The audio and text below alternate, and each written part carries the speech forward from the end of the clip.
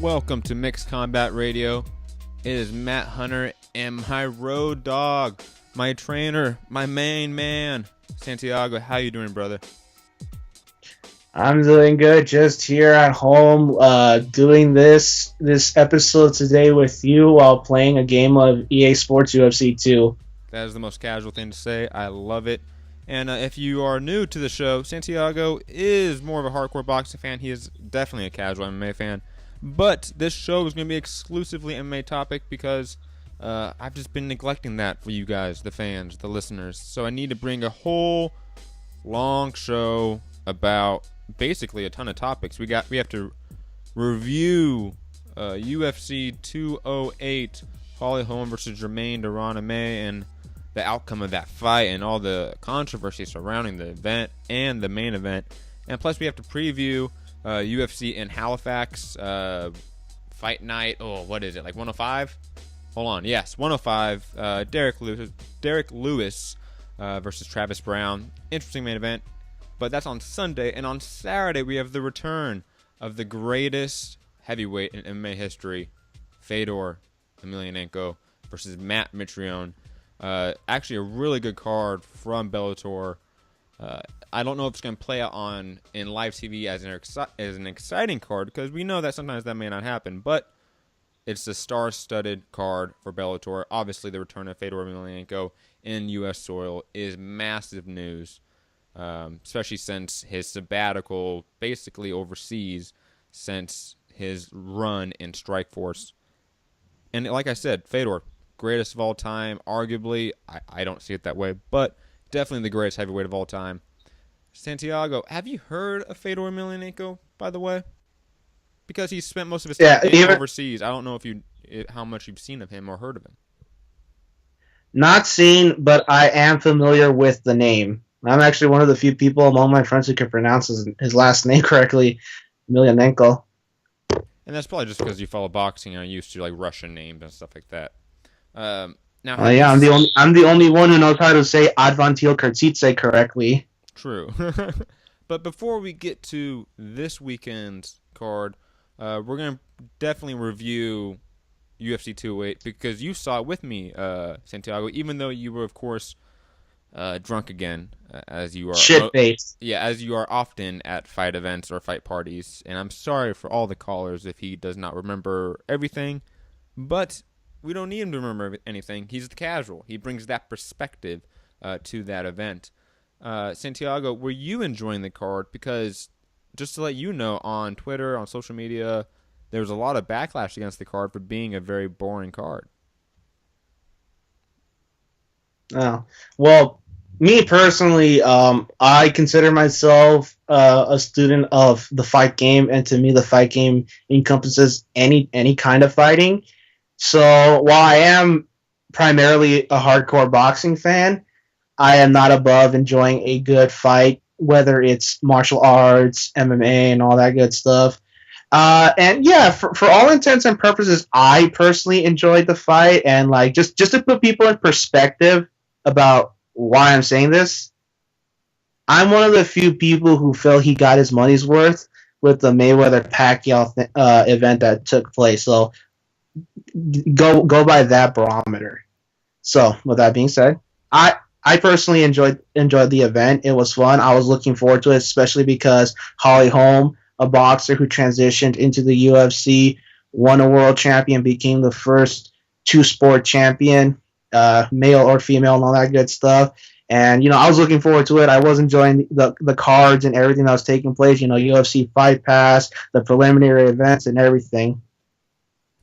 Now, who did you think, or who did you thought won the main event between Holm and Germaine de Randamie? Well, I was obviously rooting for my fellow boxer and Holm, but I don't have I don't have any gripe with the decision. The way most people had a gripe with, for example, and I don't know how many people here do follow boxing. I know some here are probably pure MMA, but I didn't think of it as controversial as the Ward Kovalev fight. Interesting, and I tend to agree because obviously judging by itself is subjective, and Luke Thomas of MMA Fighting did an awesome sort of discussion on this on his podcast, which I implore any sort of hardened MMA fan to listen to because he's one of the best journalists in the sport. But he was talking about how basically judges are eyewitness testimony, and with more technology, we in like court cases or just like the justice system, eyewitness testimonies have been shown more and more to be inaccurate. So we have 3 people there, just like anyone else in that stadium or venue, that are just eyewitnesses. So it's, we don't have a real point system in the sport, either boxing or any combat sport. It's very subjective that way, So the nature of 10-9 rounds, especially in MMA, I think more so than boxing, just because of the complexity more so in MMA, it further leads to confusion on scoring, because if you scored that 48-47 for Holly Holm, I don't bat an eye. If you scored it 48-47 to Germaine to Randamie, which is what I did, I don't bat an eye. It's just one of those fights, and just a further implication of or exposure of just the natural flaws of combat sports judging. And it's funny because, the 2 biggest controversies of that main event, other than the scoring, because there are a lot of people thinking that Holly Holm won that fight, and a majority, if you go to MMADecisions.com, I think like over 60% of all fans think that Holly Holm won it, and a majority of pundits thought that Holly Holm won it.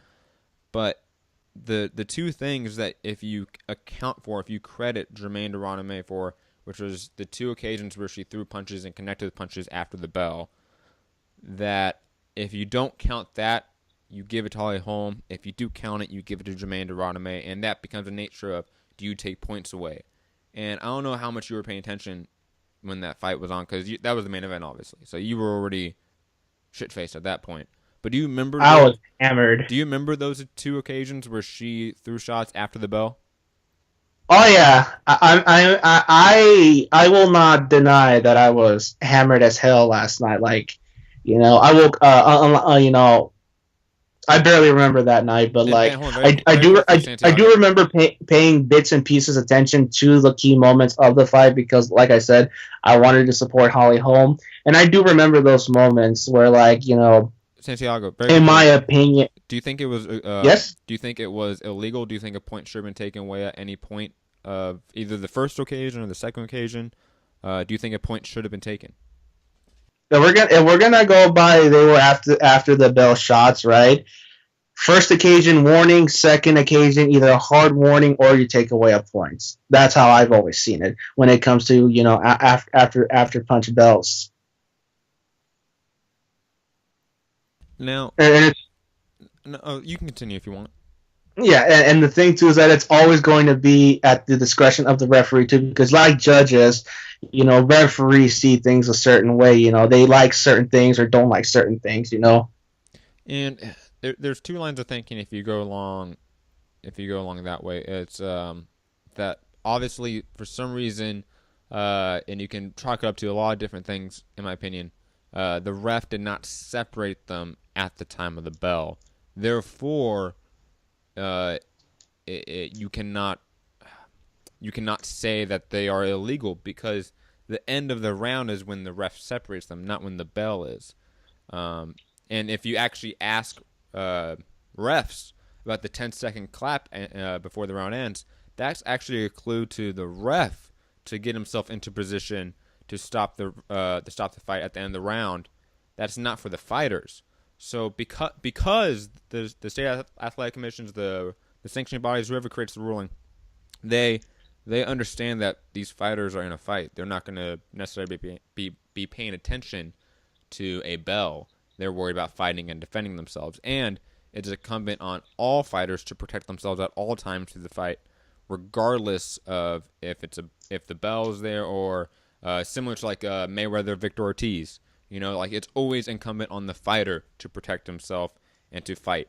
It's on the ref's job to separate them and to make sure that's a clean separation and such.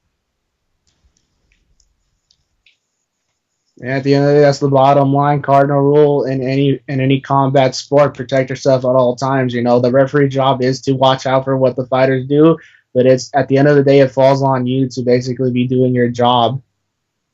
Yeah, and very quickly, some of the other fights on the card: Dustin Poirier versus Jim Miller. Just a weird fight, you know. Good fight, but again, I really didn't want to dwell too much on the card because I didn't think the card was, in all actuality, great. You know, obviously Anderson Silva beat Derek Brunson in a very controversial decision. I also scored that for Derek Brunson.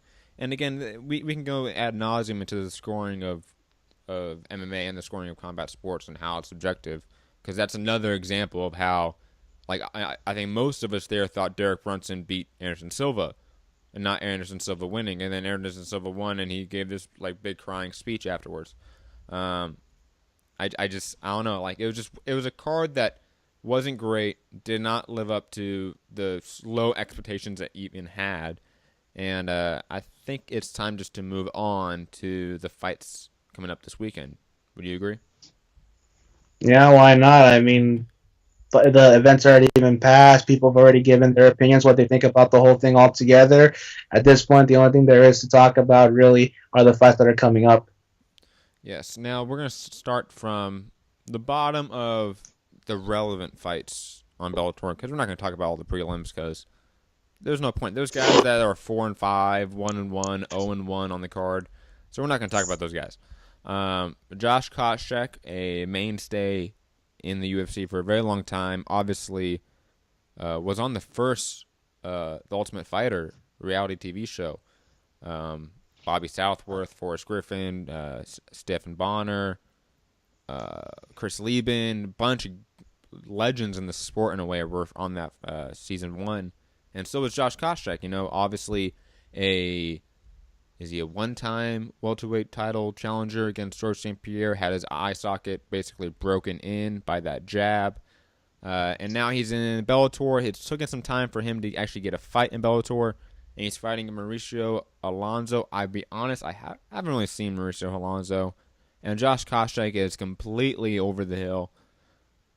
But I would assume Scott Coker, a smart promoter, knows how to give a guy a tune-up fight. And a guy like Josh Koscheck, who can still sell in the area that Scott Coker is the most adequate in, is the Bay Area. Josh Koscheck being from the Bay Area, it makes sense that the guy he's matched up against is a safe bet to bet against. So I'm gonna go Josh Koscheck here. I still don't think it's gonna look pretty. This is what I talk about when the fight card star-studded, but not necessarily gonna be entertaining.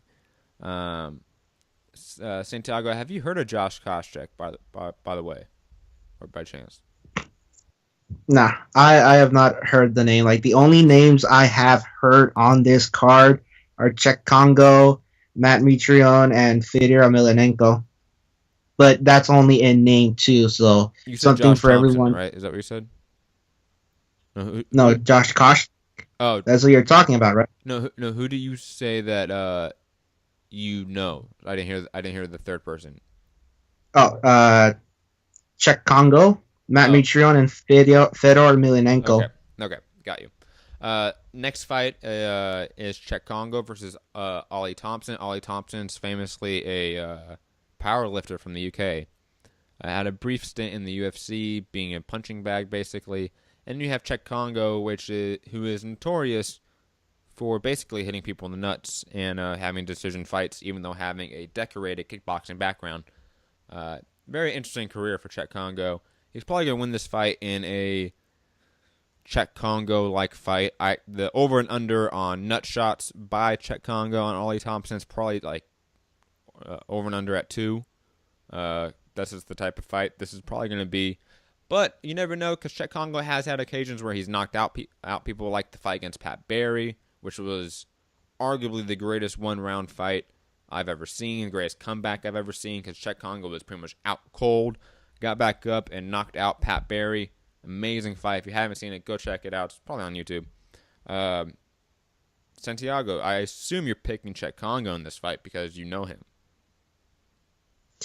I know him in name, but like the description you gave me of both fighters has me leaning towards him because he makes me think back to Andrew Galata, a guy who had the skills, but for some reason always just had to play it dirty, even in fights that he was winning. Yeah, perfect example. Czech Congo is just such a weird enigma in not even UFC, just MMA heavyweight history. He's one of those guys that, like you said, had all the tools. He was a French model. I mean, if he had any run of success, he could have really broken out in the French market and really make that a market. To this day, France is one of the worst marketplaces for MMA, and Czech Congo is the biggest star, most successful fighter to come out of that market. And even he is, relatively speaking, a journeyman or a gatekeeper, whatever you want to call him. But again, still picking him because Ollie Thompson is, for all intents and purposes, a guy that just throws bombs and he's short, he's stocky. Czech Congo's long. He has tons of reach on this guy. I assume if it's stand-up, grappling, dirty tactics, whatever, Czech Congo should probably win it. The next fight on the card is, in my opinion, the best fight on the card, depending on how Fedor Emelianenko and Matt Mitrione goes and if that's entertaining. But Josh Thompson, the lone man to have knocked out Nate Diaz, something that Conor McGregor hasn't done, is fighting Patricky Ferreira, the older brother of Patricio Ferreira, I believe, who obviously had a loss against Ben Henderson due to some leg injury about a few months ago. Patricky, the lesser of the two brothers, still packs good punch. Josh Thompson, very long in the tooth in his MMA career, but without a doubt, top 10 lightweight of all time in MMA. His trilogy with Gilbert Melendez is one of the best trilogies in Strikeforce history, if not the best. And it's one of the better trilogies in MMA history as well. Josh Thompson, always an underrated fighter, always a guy that's been just plagued with injuries, plagued with knee injuries, hand injuries, shoulder injuries, just tons. His body has failed him more than anything in his MMA career. Good grappler, good striking. Doesn't necessarily throw the most volume, so I expect Patricky to really pressure him. I see Josh Thompson using his superior grappling and wrestling to control the fight if he feels like he's getting pressured, and if not, he could pick apart Patricky Ferreira on the outside. Santiago, do you want to make any pick in this fight, or do you just want to move on to the main event? Nah, I really don't know either fighter, so we can just move on to the main event. You should definitely watch that Nate Diaz fight, because you definitely know who Nate Diaz is, right? Yeah, of course, the Diaz brothers. Yeah, like he knocked out Nate Diaz with the head kick. Impressive. With the head it's an kick. Impressive. Yeah, it's an impressive feat. Man, and that was like, oh man, oh. And Josh Thompson's one of those guys that historically has been on the wrong side of a lot of decisions. So this being a 3-round fight, you never know just because of these two guys' style that this could be a very controversial decision that has the MMA public split. We never know. But the main event, the fight that has the MMA world talking this weekend, Fedor Emelianenko against UFC veteran Matt Mitrione. I'll admit, when this fight was announced on a Bellator telecast, I forget which fight event it was, but you had Matt Mitrione in the suit, and then you had Fedor Emelianenko walking in with the famous sweater. And if you don't know the history of the sweater, Santiago, basically back in the day when this guy was in Pride and he was the underdog, he was the no-name against Minotauro Nogueira, Big Nog, the better of the Nogueira brothers. And at that time, Big Nog was submitting everyone. He was thought of to be a phenom, the best jiu-jitsu practitioner since Royce Gracie in MMA, so forth and so forth. And Fedor Emelianenko comes into the press conference and all that stuff with this like ugly green and pink sweater. And you can just Google Fedor Emelianenko sweater. It pops up instantly. And there's pictures of him like full on in the sun with this sweater eating ice cream. Just like there's just like weird fandom around this sweater, and it just instantly when I saw that, I was like, damn, Fedor's back. You know, like everybody thought that, like, oh, Fedor's back. You know, like this is cool. Like Fedor's always, for MMA fans at least, been something of an intrigue because he never fought in the UFC due to a litany of reasons.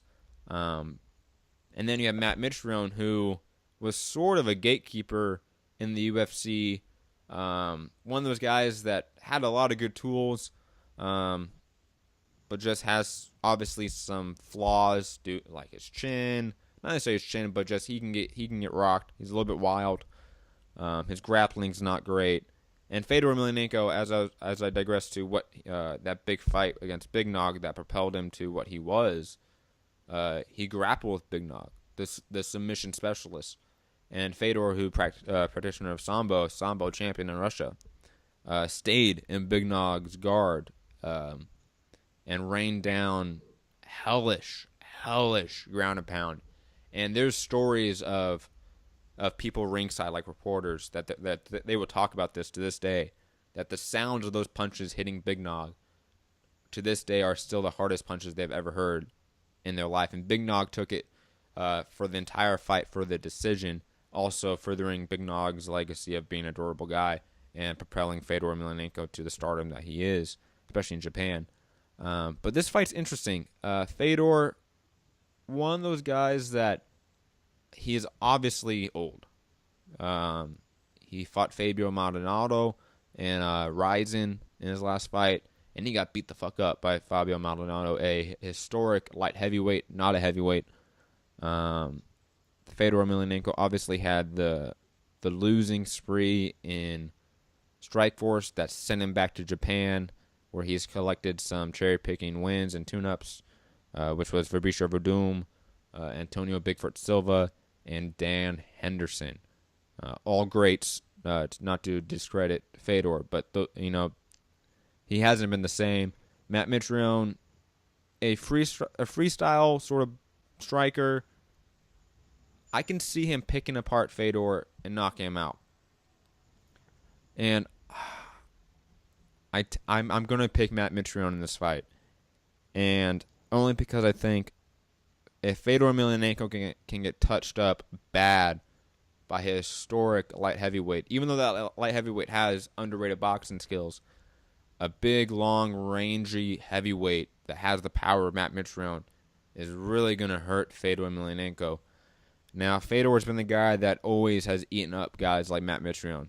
Historically, guys like Matt Mitrione do not last with Fedor. I just don't think Fedor's at that point anymore. So, Santiago, thoughts on this main event? Well, listening to everything that I've heard regarding these guys, because, like, once again, I only know them in name. I don't know much about them outside of that. But, like, I'd probably side with you, too, when it comes to Matt Mitrione, just based on what I've been listening to. You know, I like the name. I know for a fact he's been around a while, just looking at his record, too, that they show here on the fight card. And it's kind of like, durability can only last so long, and from the sounds of it, he doesn't have that much durability to begin with either. And being touched up by someone that was basically like a weight class below him and losing that fight too, it's kind of like, I kind of have to side with the other guy. Now, just for the record, he did not lose that fight against Fabio Maldonado. There are some people, I don't know if it's a majority, but it's a very vocal group of people that thought that he was gifted a decision and that he, in fact, did lose that fight against Fabio Maldonado. I've only seen snippets of it, to be honest, because there's one of those fights where I'm like, I know what happened. I don't want to watch it. I don't like seeing legends get beat up like that. But hey, I feel the same way with you right now with Roy Jones, so like we're there with you, bud. Fedor's not on that level yet, to be honest. He's approaching maybe. What's a good example? Like a Shane Mosley. Shane Mosley is a great example because if you look at Shane Mosley, he can obviously beat maybe top 30 guys, right? Obviously, top 20 guys maybe. Shane Mosley still has something there, but you can tell he's washed up in a way that he's old in a way, he's over the hill in a way that there's no way he's gonna win fights against the top 15. But like he gave David Avanesyan a tough fight. So that's who I sort of compare him to in terms of progression or wear and tear in their career. Fedor's on that Shane Mosley level. Yeah. Well, in which case it makes my decision to side with you with Matt Mitrione a little bit more decisive either way. No offense, honestly. Like, obviously, no, like, I'm pretty. Fedor's a legend. Like, you go through the guys he beat, and I'm gonna open up his resume right now just to rattle it off because he's the guy that if he goes in there and knocks out Matt Mitrione, I will not be surprised at all. I won't. Like, he is that type of guy. The old dog still had some tricks left on him if he wins. So, obviously, if you look at basically his Pride career, he beats Sammy Chilt, who was a 7-foot K1 kickboxing world champion, beat Heath Herring, beat Antonio Rodrigo Nogueira, beat Gary Goodridge, beat Mark Coleman, beat Kevin Randleman, had that no contest with in the rematch with Antonio Rodrigo Nogueira due to an accidental cut, beat him in an immediate rematch after that, beat the infamous Mirko Krokrap, who was another famed K1 champion who had the infamous right kick, knockout, left kick, cemetery tagline, and he was head kick knocking out everyone. Beat Mark Coleman again, beat Mark Hunt, beat Matt Lindland, beat Hong Man Choi, beat Tim Sylvia, Andre Arlovsky, Brett Rogers, and then boom, that big string of losses to Fabricio Verdum, Antonio Bigfoot Silva, and Dan Henderson. And since then, he has been undefeated. He's beat Jeff Munson, Satoshi Ishii, Pedro Hizo, even though Hizo is so far past his prime, Sajip Singh, and Fabio Maldonado. But none of those guys, in my opinion, are of the level of Matt Mitrione. And that's not even saying Matt Mitrione is at a super high level. I just think Matt Mitrione is a young guy who has some skills. And again, if this is prime Fedor, he eats up all those guys, historically. But again, not prime Fedor, so I'm not sold on it yet. But if Fedor goes in there and finishes Matt Mitrione or wins it decisively, the fight that they have to book is Fedor versus Rampage Jackson at heavyweight. That would be a easy main event, possible pay-per-view. Just saying. Even though I probably wouldn't buy it. Even though wink, wink, nudge, nudge, we do not support piracy at MCR. But let's move on to the UFC card. UFC Fight Night 105. Sorry, any final thoughts on Fedor, Santiago? Nah, nothing that has changed my opinion on what I feel just from hearsay at this point. So let's feel free to switch over to the next card on hand. Okay, so UFC Fight Night 105, Derek Lewis versus Travis Brown in Halifax, Nova Scotia. Poor Halifax, always getting the weird cards. Man, let me see. So there are some briefly mention some of the undercard bouts because there's some decent names on them. Paul Felder is opening up the card against Alessandro Ricci. And Paul Felder, good gatekeeper, good striking. Very simple, though. Doesn't throw a lot of volume, doesn't pull the trigger, but he's a big training partner with Donald Cowboy Cerrone. And he's shown to be exciting. So that fight probably is going to be exciting. Sam Cecilia is fighting Gavin Tucker. Gavin Tucker, I'm probably going to go with him. Young, undefeated guy. Sam Cecilia, veteran in the division. Should be entertaining as well. Skipping a fight, Randa Marcos versus Carla Esparza.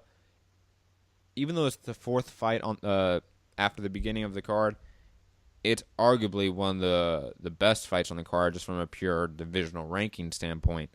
Carla Esparza, has had some money issues due to UFC pay. That's been a headline in the news. I hope she wins this. Randa Marcos is no pushover, but Carla Esparza has fantastic grappling. She's just criminally undersized in the division. If they had an atomweight division at 105, I bet she can cut to that. Again, the fight against Joanna Jędrzejczyk was so brutal against Carla Esparza that it's very hard to see her recovering from that. And it still doesn't look like she's recovered from that. So if Randa Marcos pulls in and pulls in the upset, I would not be surprised at all. Skipping a fight, we get to another women's fight. Sarah McMahon, obviously the silver Olympic medalist in, I believe it's freestyle wrestling, not Greco-Roman wrestling, but I could be wrong on that. And losing to people like Amanda Nunes, Ronda Rousey.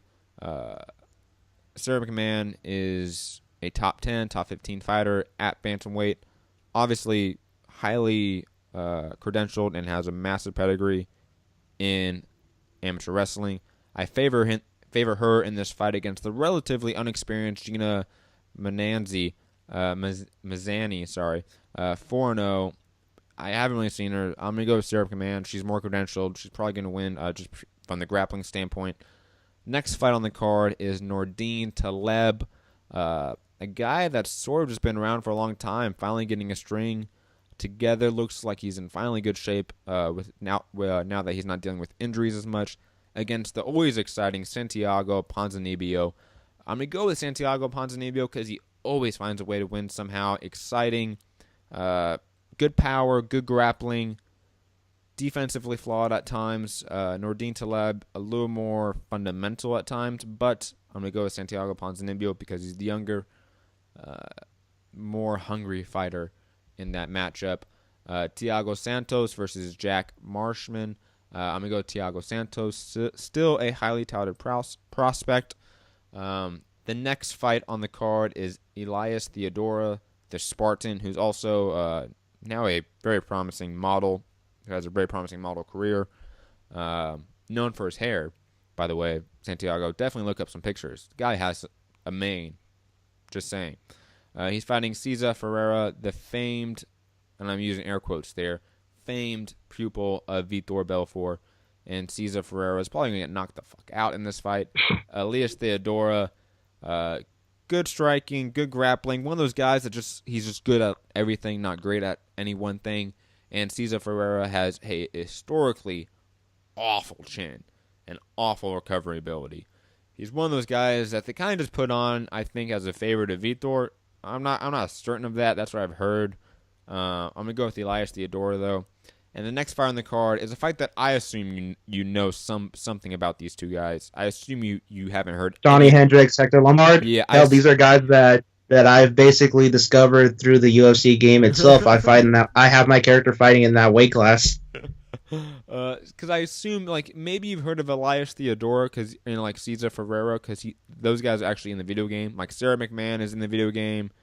Paul Felder's in the video game. Who else? Carlos Esparza, Randall Marcos. Those people are in the video games. I think even Thiago Santos is in the video game. Yeah, he's in the game. Yeah. So maybe you've like heard of those guys.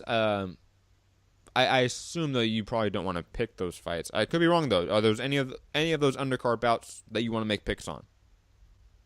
I'm good, but I don't want to have to be that guy who picks one just out of pure, I don't really know shit. Let's just be frank. You're the MMA expert right here. I'm just a casual. It doesn't matter, man. We make casual fan pick on TBV. I'm gonna start making you pick, man. Just saying. Because let's be honest. You call me the MMA expert. I'm wrong all the time. Like that just happens, especially when I pick a lot of fights. Yeah, but you definitely know more. You definitely know more about this particular section of combat sports than I definitely will. Well, think about this. Think about how many fights I pick for an MMA event or a weekend for MMA compared to a boxing event or boxing events on a weekend. Like we only pretty much predict maybe 3 or 2 fights out of every card for boxing because they're just filled with prospects and no names we don't know. Am I right? And I mean, I'm usually the only one on TV. I'm usually the only one on TBV bringing up the Showbox card at times because sometimes they don't even do a show on the Showbox cards. True, and just naturally because of the way MMA is structured, there is naturally going to be more fights I'd have to make picks on, just because of the ranking. Paul Felder is you can make an argument that he's in the top 15. I can't make that argument, but you could, because you're casual. But I digress. Johnny Hendricks versus Hector Lombard, the co-main event, a fight that I cannot wait to see. And I can't wait to see the weigh-ins, man, because Johnny Hendricks a couple days ago was still 11 pounds out from the weight limit. And this is odd. I don't know if you know this, but he is moving up a weight class because he missed weight in his last fight. So he is moving up to a weight class 15 pounds higher than his last weight class, and he was still 10. Right, he's moving up from pounds. welterweight to middleweight, if I'm reading those weight classes correctly. Yes. So Hector Lombard, who I believe his last fight was against Dan Henderson. I'll click that on that right now, and I remember seeing that live, and he got knocked the fuck out, man. And he had Dan Henderson hurt. I was shocked, and that he got knocked out. Honestly. Yes, his last fight was Dan Henderson, and before that, it was another loss to Neil Magny, and man, just interesting. Well, what can you tell me about their respective styles and their experience between Johnny Hendricks and Hector Lombard? Both have insane one-punch knockout power. You can make the argument that Hector Lombard probably has more power. Johnny Hendricks, to put this in boxing perspective, Johnny Hendricks has the power of a David Lemieux, like good power, like he's put out some guys. And then you have Hector Lombard, who has the power of a Daniel Jacobs or Curtis Stevens, who has like that one punch, like put your lights out and you may go to the hospital sort of shit, right? Hector Lombard. Yeah, and I think Johnny Hendricks is actually left-handed too, for that matter, yes, right? Yes, I want to say Hector Lombard is as well. I could be wrong. I think they're both lefties. But Hector Lombard was he was a medalist. I forget what medal he won for judo in the Olympics, and that's how he actually defected to the U.S. So Hector Lombard coming in with really good grappling. Great tosses from the clinch. Great clinch control overall. Johnny Hendricks, obviously a credentialed amateur and collegiate wrestler himself. So both have really good grappling to match their extreme power. Now, who has the better boxing or the striking technique?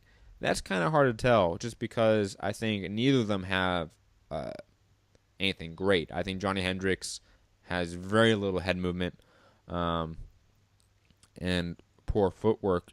And I think Hector Lombard is a guy that is looking to basically take that half step back when you throw and then throw that huge counter back. And he himself is also a little bit stiff. I predict a knockout. Whoever is going to win by knockout. Or it's going to be a very boring grappling fight. Because both guys are too good. That's going to cancel itself out and sort of be a lot of stalling. So, man, I can't pick Johnny Hendricks. I can't because of his weight issues. I'm going to pick Hector Lombard by knockout. Johnny Hendricks both guys have been shown to be able to be knocked out.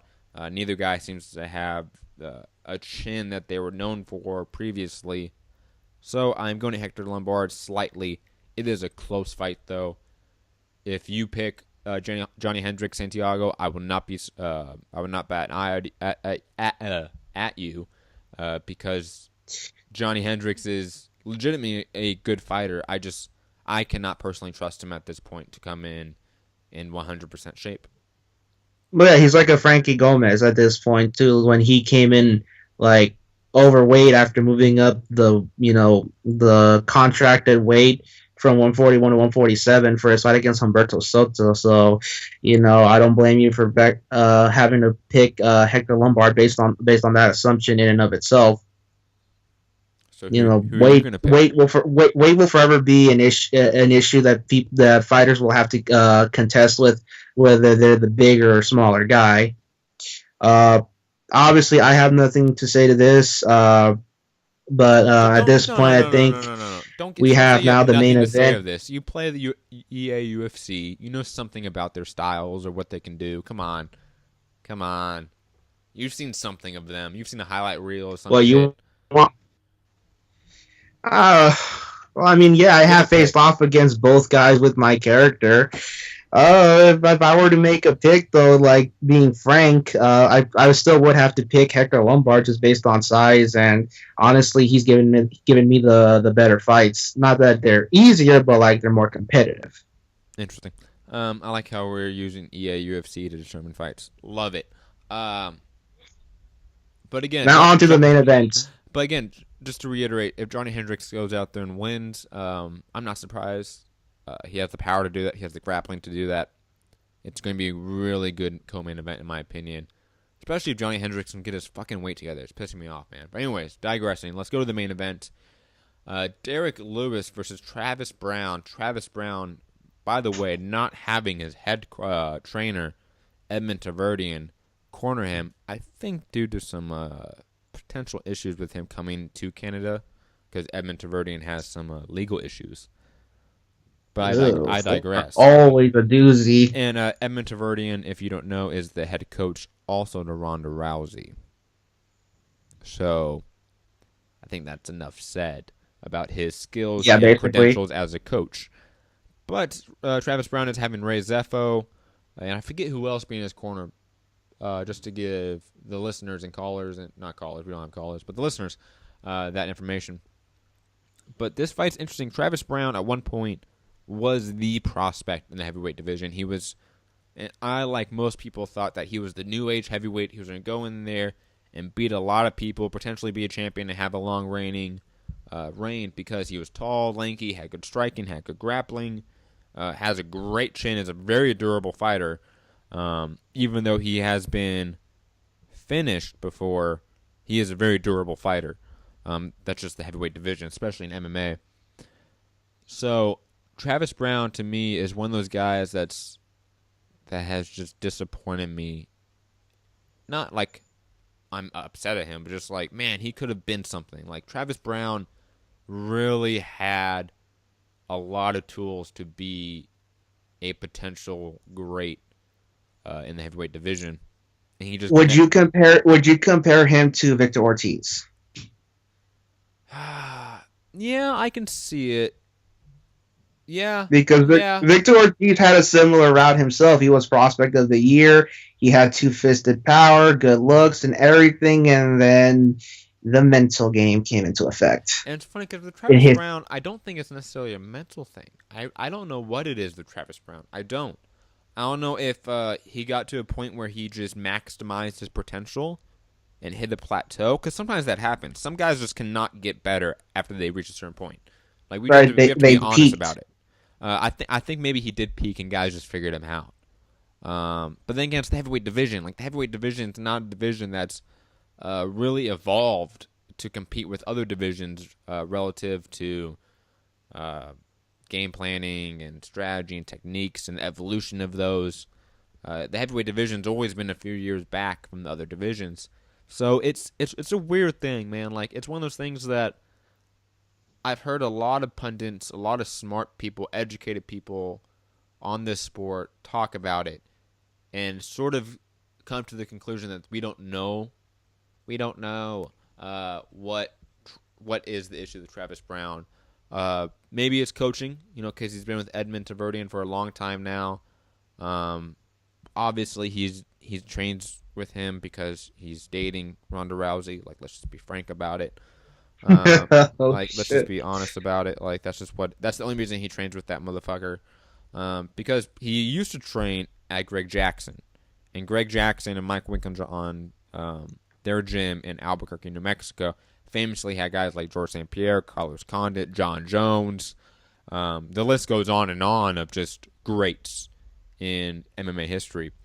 So, and that's when he was really the dark horse of the division that most of the hardcores really wanted to see him get tested. This guy knocked out Stefan Struve by a Superman punch when Stefan Struve was the prospect. Similar to like when Aleem knocked out Kitrov. When, Kitrov was the one getting all the hype, and Aleem sort of came in there and just knocked him out and was like, oh my god, now we want to see Aleem, right? That was what Travis Brown did to, what was his name? I just lost it. Was it Stefan Struve? Stefan Struve, thank you. Sorry, man. One of those days. My bad. Yes, and the casual is the one bailing your ass out on that one. Shut up, man. And then obviously Travis Brown then had that title eliminator with Fabricio Verdum, and he broke his ribs during the fight, and I believe his hand. And he lasted all 5 rounds and got beat up in the process and standing up. And at the time, obviously it was hard to tell about the injuries, and it's one of those things where do you chalk it up to the injuries or do you chalk it up to just Fabricio Verdum outclassing him on the feet? And Fabricio Verdum not being an historic striker. Travis Brown has just had such a weird career lately. The loss against Andre Arlovski, another fight that just has clouded the legacy of Travis Brown. I don't know where he ranks in the heavyweight division, either historically or even right now.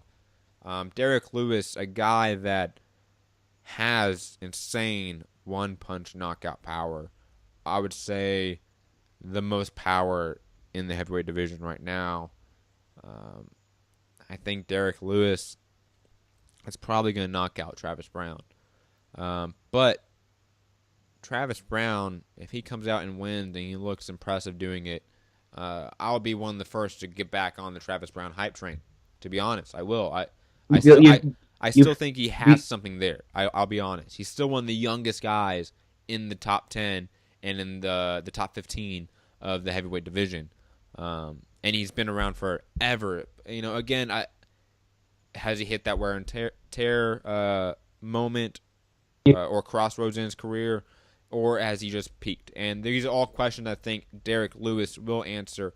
But again, I am picking Derek Lewis to win by knockout in the second round.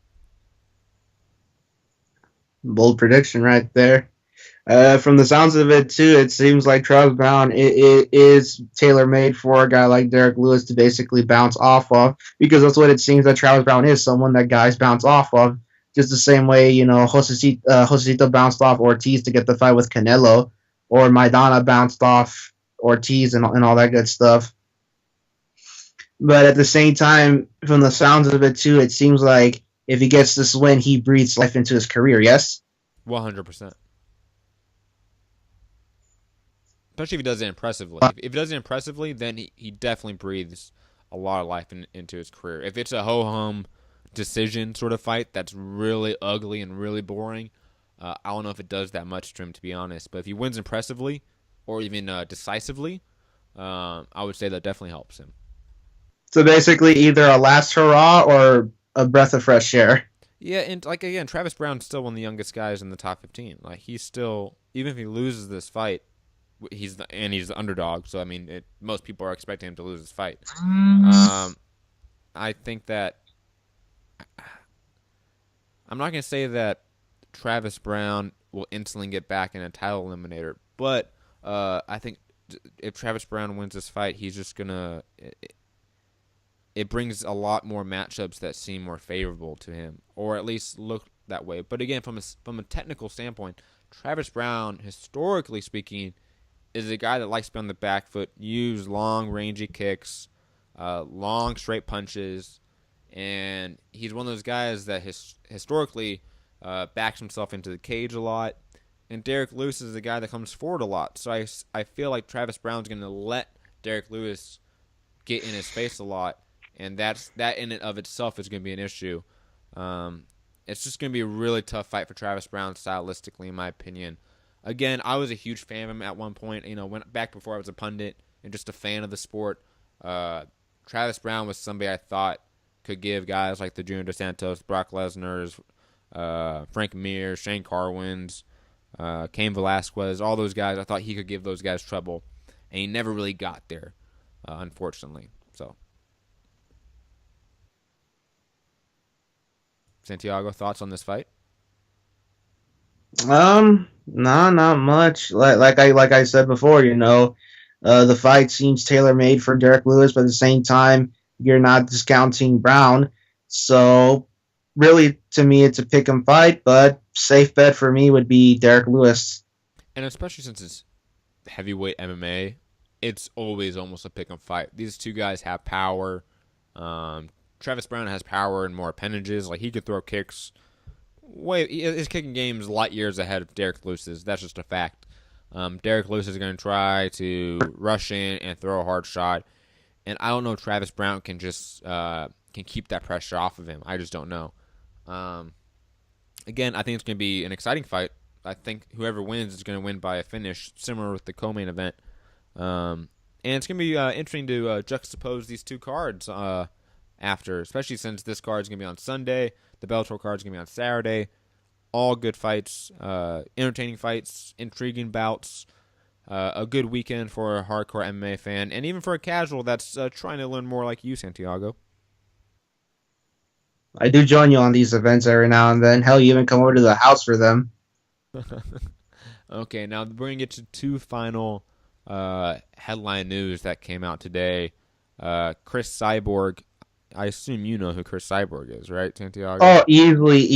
The first time I ever saw her was against Gina Carano. And that is a fight that is legendary in MMA history. That it would definitely be remembered forever. But I digress. She has been given a retroactive TUE, a therapeutic use exemption, for the potential PEDs that she took from a birth control, I believe. I might get that wrong. Sorry if I do. I'll correct myself on Twitter if I got that wrong. But yes, she has been given a retroactive TUE. This is done after several regulations and rules between USADA and the UFC was changed and altered, giving the UFC more lateral control over policy from USADA. And I think that there's maybe a connection there. How nefarious it is and how orchestrated it was, I have no idea. And I think any sort of pandering along those lines is speculation. But there is something there.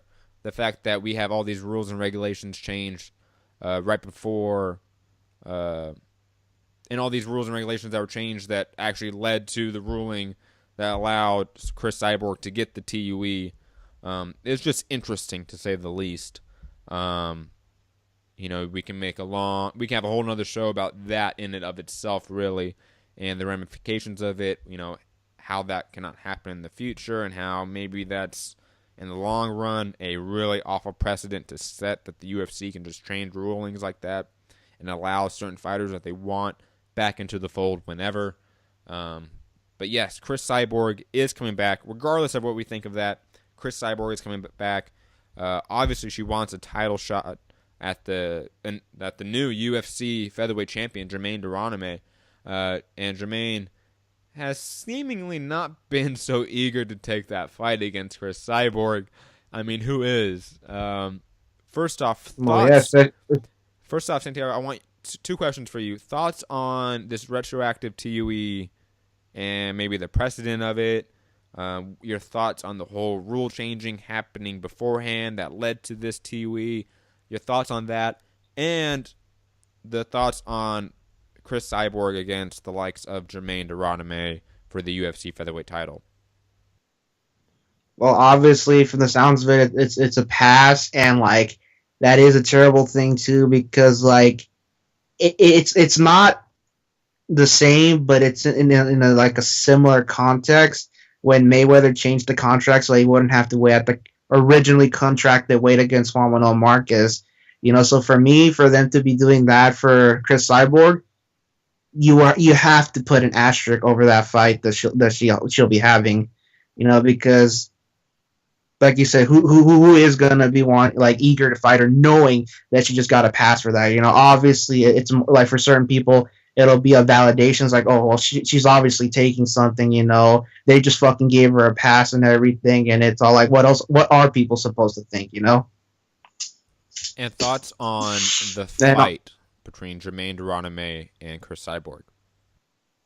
Well, obviously, once again, there's an asterisk over Cris Cyborg because of that, and so if I'm looking at this from what I remember seeing her, because I've seen her fight before actually, so if I were to look at this from the Germaine Randamie fight that we saw, and the Cris Cyborg that I remember seeing fight, especially when she was still in Strikeforce, I think it's a good fight. It's an interesting matchup.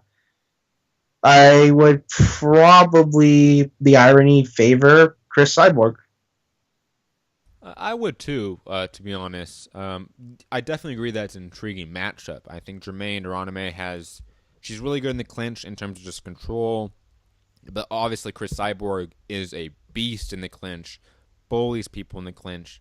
So I don't know how Germaine would do in that. Germaine, obviously a credentialed Muay Thai fighter. Same with Cris Cyborg. So they both bring an element of expertise at striking.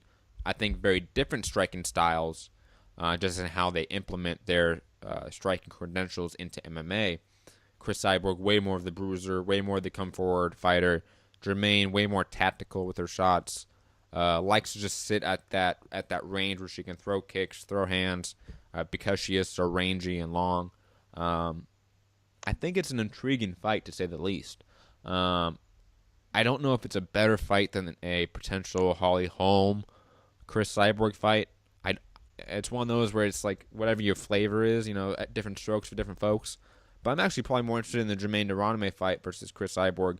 And I still favor Cris Cyborg. I think she is, without a doubt, the best female fighter there's ever been. I think that at this point we almost can't argue that. You can argue that Ronda Rousey's run was significantly better than any run of fights that Cris Cyborg had, but the entirety of Cris Cyborg's career is without doubt she is the best female fighter of all time, and it just sucks that she keeps having these PED allegations. And obviously she did get tested before and popped, and that was not an allegation, that was completely confirmed that she did test for that. She, of course, still says that she is innocent and she had no idea taking it. I say kind of fuck that. Yeah, of course. I mean, the first time I remember reading about her popping for it too was when she was still fighting for Strikeforce. Yeah, she was, and that notoriously hurt her and her potential earnings with the UFC, and just the UFC adopting the featherweight division. I mean, that was probably the sole reason that it took so long, and it just led to so many gross comments from fans about Cris Cyborg and Ronda Rousey and Dana White. They said some awful things about her that I thought was over the line in every way. It was just egregious, but I digress. And I really want actually to get your thoughts on this, that the idea of cleaning up the sport is something that we've talked about a lot, Santiago. And, we may beat it like a dead horse, but I think it's something that deserves a lot of attention. And with the recent findings of the VADA clean testing program for the WBC in boxing, the numerous occasions of the USADA and UFC partnership fucking up, to use a very frank term, and fights like Danny Garcia, Keith Thurman not even being tested yet. Edilir Alvarez versus Lucian Bute not being tested yet. And we go on and on. I bet if we ask more fighters in the WBC, we're going to find out that they're not being tested. And if they are being tested, it's usually on fight week or 2 weeks out, which means really nothing. We know that. The guys are cycled off that shit by that time usually. So, in your mind, because you know me, that I've been very, not anti PED programs or anything like that, but I've been a harsh critic of them. In your eyes, do you think the VADA clean testing program, the USADA UFC partnership, that they have been ineffective and may in the long run actually hurt the sport more? Yeah, the way they've been conducting themselves with this ever since, especially when the WBC announced the whole clean program and everything, it's kind of like while they're winning his case against Povetkin when Povetkin popped, like regardless, because everything, it's kind of like one step forward, but then like hearing the fact that they gave Cris Cyborg, someone who, at least to my recollection, popped twice for it, a pass, is like 2 steps backwards. So it's kind of like, it's a mess. It's as big a mess as Trump's administration, being honest. I love it, Santiago. MD's just not happy with that comment. But anyways, I agree. I think it has been, for all intents and purposes, a clusterfuck. It has, like the fact that Danny Garcia and Keith Thurman aren't being tested right now is ludicrous. Like, the fact that that is happening, I think, in my opinion at least, makes me think that the VADA clean testing program is a sham. In all honesty, it is.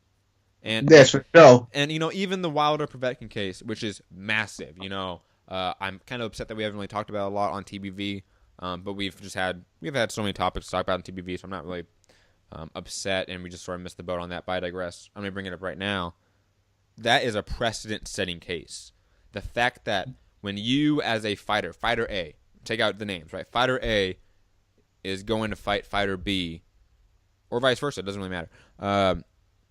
And the fight doesn't happen due to a drug test, that fighter can then sue the other fighter for potential losses and the purse they were supposed to have, or training fees, all that stuff. That is massive. That changes the game drastically. If I predict in this next year, when we start seeing people get popped, because we always have people get popped. There are people that get lazy. That's a fact. Easily. Even if the testing programs are ineffective and faulty in ways, people still get popped. Come on, Santiago, turn your shit off. Vibrate. But made me lose my train of thought, Santiago. But anyways, I digress.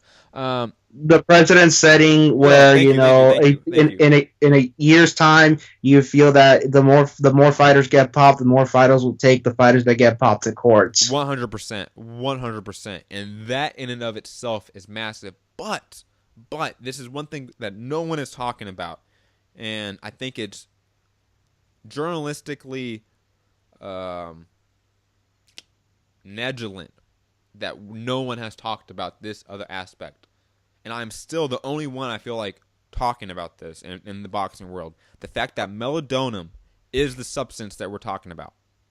That's been your topic of hand specifically to melatonin. The fact that, and when you look at the case that Wilder won, do you know how they determine whether or not he won that case? There's only no idea, but they determine it purely off the fact that has Alexander Povetkin taken melatonin, which he has. You can't deny that. But that was all that they did to determine the justice of the case. And in my opinion, when you have any sort of justice court system, whether it's USADA's, whether it's VADA's, whether it's the federal court system, whatever the fuck it is, the intent of it is justice, right? And there was no talking about, no discussion on the merits of melatonin and the fact that this drug has no performance-enhancing qualities, has no health risk to the fighter, and therefore should not be on the ban list. But yet it's fucking on the ban list.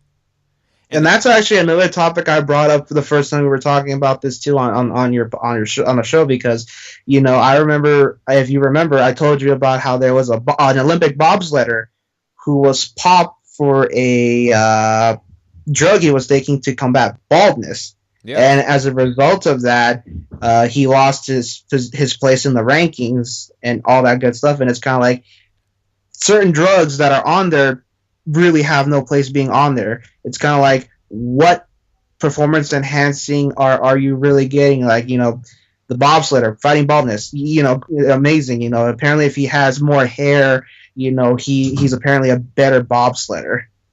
It's ridiculous.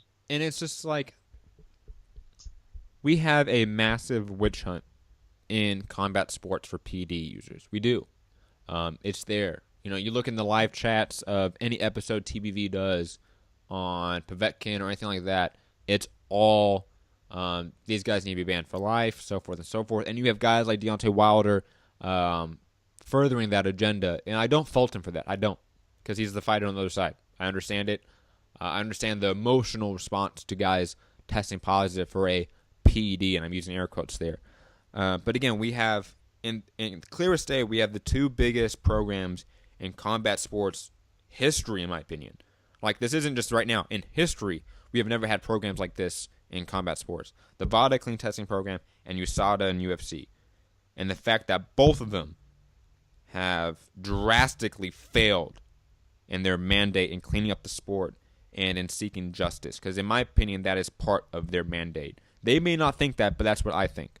Not only is there a need to reform, being keeping the sports clean, but also a reform within how they determine what's clean and what isn't. Yes, you know, 100%. Because when you keep drugs that, for all intents and purposes, have no benefit other than like combating baldness or like for gallstones, and like they're on the ban list, it's kind of like the fuck. Think about weed is still banned in competition. Julio Cesar Chavez Jr. got fined $900,000 for smoking pot. Like, think about that, man. Like, Nick Diaz got a suspension of 5 years. Obviously, they appealed it, and he only got a year and a half. But they gave him a suspension of 5 years, and I forget the money. I think it was like $250,000 or something like that.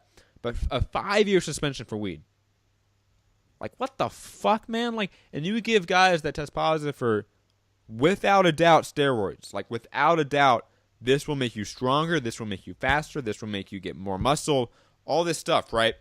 That is, without a doubt, performance enhancement. And is also dangerous to the athlete taking it. Those guys taking those drugs get 6 months, 9 months, get a slap on the wrist, and they come back and fight later that year. Am I wrong on that? Like, that's what I've seen. I mean the witch hunt, and at the end of the day, you gotta yeah, no, of course, and you gotta put it this way too. Like, what was more egregious? Nick Diaz or Julio Cesar Chavez Jr. smoking pot and getting fined what they got fined, or Antonio Margarito being found with a plaster of Paris in his hands? Ding, ding, ding! You are 100% right. And the fact that Antonio Margarito is still out of box to this day. Like, think about that. Like, that in and of itself is nuts. Like, this guy literally tried to kill fucking Miguel Cotto, man. Like, it's just, I don't know. It's so frustrating because I feel like it's so apparent to me, maybe people like you, that we obviously need to clean up the sport in a lot of ways. But the ways we're going about cleaning up the sport right now is so flawed and ineffective, and I think has long-standing ramifications that hurt the athletes at the end of the day. It's counterproductive. It is, and I think that unfortunately we're not having a mass. When I say mass, I mean you're getting ESPN talking about it. You're getting people on SportsCenter fucking talking about this shit. You're getting Ring TV talking about it. You're getting Boxing Scene talking about it. We're getting all these outlets talking about it, but they're not. No one's talking about it. The fact that the only thing that will change this is us, is the media going, look, this isn't right. Because the athletes don't have a voice, and all intents and purposes, because of the lack of associations and unions, and you can think whatever you want of them, but because of that, they do not have a voice against their promoters and such. And that's just a reality of the situation. You can argue the merits of it, but fuck you, it's a reality. And so now it's incumbent on the public to force the promoter's hand, to force these sanctioning bodies' hands, to force even the government's hand when you're talking about athletic commissions, or like the Muhammad Ali Act with the federal government. It's on the public and in a sense the media to spur the public to this, to have an effective cleaning of the sport and to clear up the miseducation of PDs and such. And I think it has been a utter failure by the boxing and MMA media that they do not do a fucking good job of explaining to the public what this shit is and what is really effective and what is really going on, and how right now athletes' lives, their careers are getting ruined by these ineffective drug testing policies. And I think every fucking journalist out there, Steve Kim, you motherfucker, Dougie Fisher, all you guys, okay, you need to look yourselves in the mirror and go, I have failed these athletes. I have failed the public because you guys aren't talking about this. And that's a fucking fact.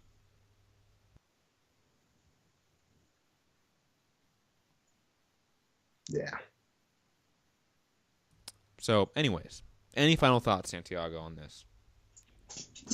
Not really. I mean, I've said what I've had to say regarding these last two topics of conversation. You've pretty much echoed what is the truth and fact of the matter between the public and what they truly believe regarding all this, especially the people that are that know exactly what they're talking about. Like, I'm bringing up bobsledding, for crying out loud. I am so fully aware of like just how ineffective this whole thing has been, when it comes to trying to make the sport clean. And very quickly, because there are journalists that do this. I'm not saying all journalists in these two respective sports have failed the public or failed the athletes.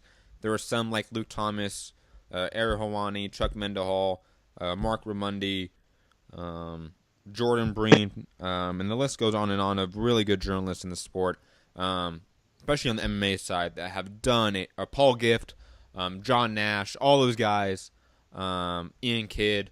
The list goes on and on of really good journalists that I think have tried to educate the public in a better way. But in boxing, man, there's not a fucking one out there that's doing it. This is shade on every single boxing journalist out there. Clean up your act and start actually reporting the news. Okay, it's not just about the fights. Okay, the media at the end of the day, yes, has a responsibility to report the news. But we also have to realize that we are a big part of progressing change in the sport. And if the athletes and the sanctioning bodies and the promotions aren't going to do it, we have to help them out because we want this sport to be better. Just like the fans do, just like the athletes do, just like the promoters do. But everyone has a self-interest. That's just the reality of the situation. Everyone has a self-interest. And we have boxing journalists and MMA journalists talking about Floyd Mayweather and Conor McGregor way more because they know that does more hits than talking about unions or actually having an effective drug testing program and how these drug testing programs aren't good, etc. Those don't hit the clicks. But unfortunately, we need more of those. But I'm digressing because I'm ranting a lot. We're gonna get to the last news topic of the day, which is. I know some people are going to be sour about it, but it's big news. It's definitely going to drive up interest in the UFC. It's newsworthy. Yes, George St. Pierre, arguably the greatest MMA fighter of all time, has officially negotiated a deal with the UFC after some promotional issues with the UFC. They finally hampered it out. I think it was Ari Helwani who broke the news. That George St. Pierre in about 6 months is going to have a fight with the UFC. God knows who that is. But first off, Santiago, have you heard of George St. Pierre? Yes. So much so that I was the one who was surprised when I saw him in Captain America not Civil War, was it? The Winter Soldier. I'll be honest. I skipped that movie. It just didn't interest me. Yeah, but George St. Pierre was in it, man. It was awesome. Yeah, I heard he got his ass kicked by Captain America. Well, it's Captain America. Come on. But I mean, the guy had like 50 years of experience over him. Are you talking about Captain America? Yes, Captain America. We're digressing. We're digressing back to the fight. We're digressing back to the fight. What's your perception? George St. Pierre and then the contract. What's your perception on George St. Pierre coming back after a 3.5-year layoff? He tore his ACL during that layoff as well. A lot of things to think about with his comeback. It's definitely interesting. What are your thoughts about it? It should be fun. I mean, obviously, I'm going to be there with you the day that his fight's announced and everything. And it's kind of like 3-year layoff. Obviously, it's going to do something to him. But as guys like Andre Ward and Mike Kashyap, they could come back from that kind of layoff. And if he's taking care of himself correctly and made sure to tend to his injuries, keep himself in shape, then he can do it too, even in a rough sport like the UFC and MMA. Now, obviously, I may talk briefly about this potential storyline that we need to pay attention to going forward. George St. Pierre was obviously the spearhead of MMAAA a UFC Fighters Association that was recently formed, having guys like Don Cerrone, Tim Kennedy. Who else was on it? I'm forgetting. There's somebody else on it. Damn, I'm forgetting. But anyways, I digress. Obviously, Bjorn Rebney, former president of Bellator, former sort of boogeyman of the sport, almost like a Don King sort of. Really, really weird story that happened a few months ago. But now that George St. Pierre is now all of a sudden good with the UFC, there are questions about the future of MMAAA, which I'm not even going to try saying out every time. So that's something to look forward to. Not look forward to, but look into and pay attention to going forward. We have no idea what's going to happen with that. With the biggest backer of the MMAAA now being cozy with the UFC again. That's going to be interesting. But potential fights for George St. Pierre coming back. Fights that have been thrown out, at least amongst the media, is Anderson Silva. Fights with the Diaz brothers. Damian Maia, winner of Stephen Thompson, Tyron Woodley. UFC middleweight champion Michael Bisping has been talked about. Are there any matchups to you as a casual fan that really pique your interest for the returning George St. Pierre? Well, obviously, I'm not as, in the know-how with the welterweight division of the UFC. But like I said, at the end of the day, I'm looking forward to when his next fight is announced. I'm going to be there with you watching the fight and everything, and we're just going to, talk shop, when it's all said and done. So there's no one that you would potentially want to see more. Be a casual. It's okay. Do you want to see the Anderson Silva matchup? Because that never happened back in the day. That was MMA's Floyd versus Pacquiao. That never happened. Or do you want to see grudge matches with the Diaz brothers? Do you want to see him fight Conor McGregor? That's been thrown out as a potential money fight. GSP versus Conor McGregor. Come on, give me something here. Come on. No, that last one, Conor McGregor versus George St. Pierre, that'd be a hell of a fight considering that, God, that's McGregor. The most casual thing to say.